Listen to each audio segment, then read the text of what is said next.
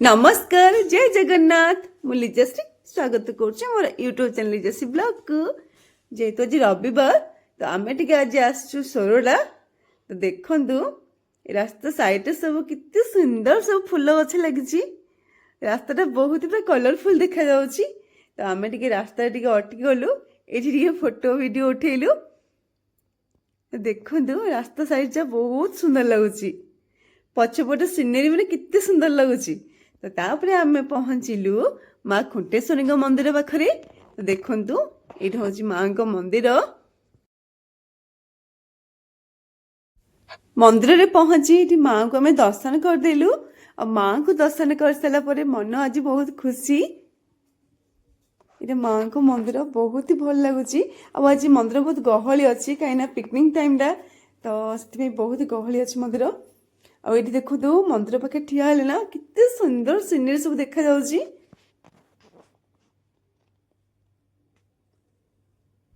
ये माँ को दर्शन कर सारू तापर आम आसिलु प्रभु सिद्धेश्वर मंदिर को तो देखु ये हूँ प्रभु सिद्धेश्वर मंदिर मंदिर रे पहुँची प्रभु आम दर्शन करदेलु और देखो मंदिर बहुत ही सुंदर लगुच पूरा शांत परिवेश और मंदिर बाहर कारुकार्य देखो कितने सुंदर लगुच मंदिर ये प्रभु मंदिर रे 108 शिवलिंग क्षेत्र भी अच्छी तो ये देखो चलते प्रभु दर्शन करवा तो देखो ये 108 शिवलिंग अच्छी तो देखु आज मोर बहुत ही बड़ भाग्य जे प्रभु मंदिर को आसी मुझे 108 प्रभु को दर्शन करदेली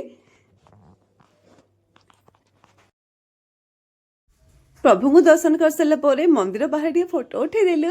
तापर आम पहुँची गलु सोरडा डैम रे तो देखो डैम टा तो बहुत ही सुंदर लगुच बहुत ही भल जगह मत तो बहुत भल लगुच आपण मैंने किसी पिकनिक प्लान कर ताहले ए जगह को आसतु जगह बहुत ही भल लगे सकाଳେ प्रभु को दर्शन करदे खरा पिकनिक करेंगे आठी डैम रे बुलाबुली करेंगे आ संध्या बेले पार्क खोलुची छोट छोट पिला बहुत सारा खेलना अच्छी दोली अच्छी से मैंने बहुत ही एंजॉय करेंगे बहुत ही सुंदर लगुच पार्क मत तो जगह बहुत ही भल लगुच आपण मैंने जब भल लगुच थे आसतु बुलिकी जी भिडियो जब भल लगी छोटे लाइक करदे और चैनल को सब्सक्राइब करदे रही देखा नेक्स्ट ब्लॉग रे नमस्कार।